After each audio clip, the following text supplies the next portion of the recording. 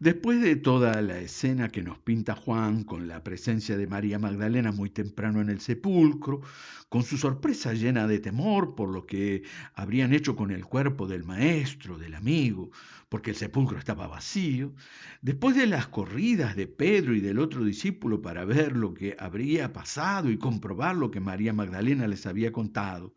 después de ver que ciertamente Jesús no estaba allí, sino que solo habían quedado los signos de su mortaja, las vendas por un lado y el sudario por el otro, después de ese vibrante y nervioso relato, el evangelista lo remata con una frase que me resulta impactante. Todavía no habían entendido que Él tenía que resucitar.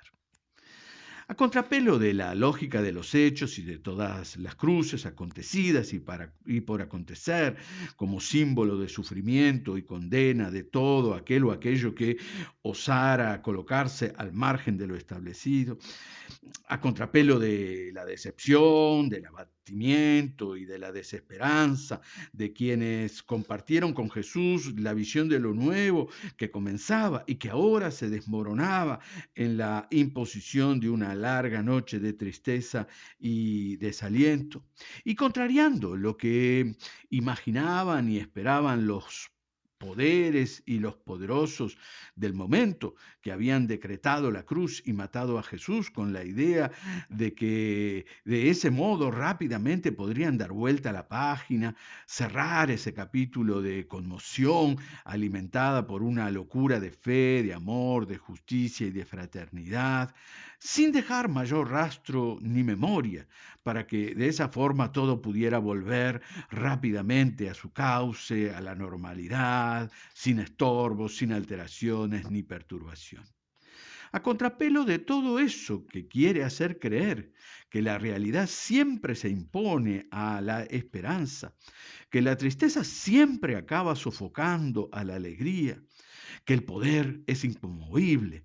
que la justicia y la fraternidad son una quimera y que no hay otro Dios que ese que ha sido secuestrado por los monopolizadores de lo sagrado. A diferencia de todo eso, Cristo resucitó, porque como dice el Evangelio, Él tenía que resucitar. Sí, tenía que resucitar para afirmar de una vez y para siempre que el Dios de la Pascua no se rinde y nos impulsa a no claudicar en el empeño de seguir poniendo nuestras fuerzas en la fe, de seguir abriéndonos a la vida hasta el final, porque allí encontraremos las puertas abiertas de lo eterno, a no aflojar en el empeño de seguir apostando a esa auténtica humanidad para la que todos y todas hemos sido creados, ni en el esfuerzo por seguir recorriendo los caminos del reino prometido y su perfecta justicia. Jesús tenía que resucitar y verdaderamente resucitó. Los evangelios y otros textos del Nuevo Testamento nos presentan claros indicios de que ese es un dato de la historia.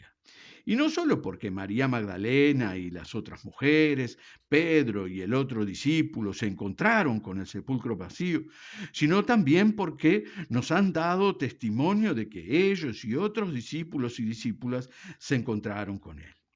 Además, si Jesús no hubiera resucitado, sería muy difícil poder encontrar explicaciones de peso a cómo alguien que lo negó, como Pedro, se puso al frente del movimiento que lo afirmará como el Señor de la historia. A cómo quienes se sintieron tan decepcionados y abandonados con su muerte, de repente salen a dar testimonio de que la muerte ha sido vencida y están dispuestos a abrazar el martirio para avalar ese testimonio. Sería difícil explicar cómo, en torno al resucitado y a las fuerzas de su espíritu, se edifica una comunidad que desafió al poder, a las divisiones y prejuicios del momento y que se animó a compartir todo bajo la consigna: no puede haber más necesitados. Es más, si Jesús no hubiera resucitado, sería prácticamente imposible explicar cómo un fanático perseguidor de la causa de Jesús se convirtió en un dedicado promotor de esta buena noticia como lo fue Pablo. Por todo ello y por mi propia vivencia de fe y de la compañía de Jesús en tantos momentos de mi vida, yo confieso que creo que la resurrección de Jesús, más allá de la esfera de lo subjetivo, es un dato de la historia. Pero si no hubiera ningún indicio de ello en la historia que lo afirmara como un hecho, igualmente diría en la línea del Evangelio de Juan, Jesús tiene que resucitar. Jesús resucitó en aquella Pascua en Jerusalén, pero si no hubiera sido así, tiene que resucitar en nosotros y entre nosotros en esta Pascua nuestra.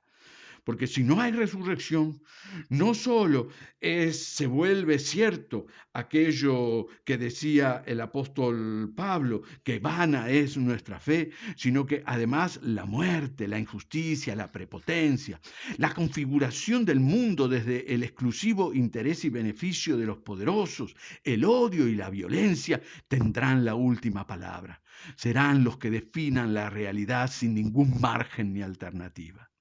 Jesús tenía que resucitar y aconteció. Del mismo modo, tiene que resucitar hoy y debe acontecer en ti, en mí y en nuestras relaciones de comunidad como ensayo de nuestras relaciones en la sociedad más grande de la que también somos parte.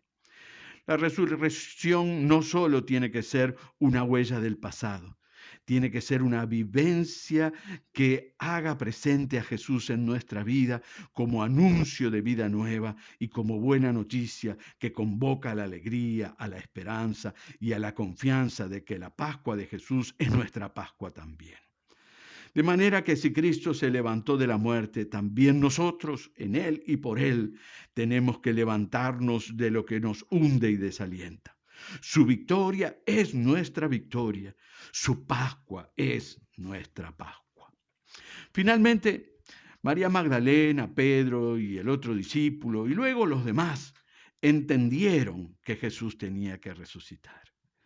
Quiera Dios que nosotras y nosotros también lo entendamos y lo hagamos presente.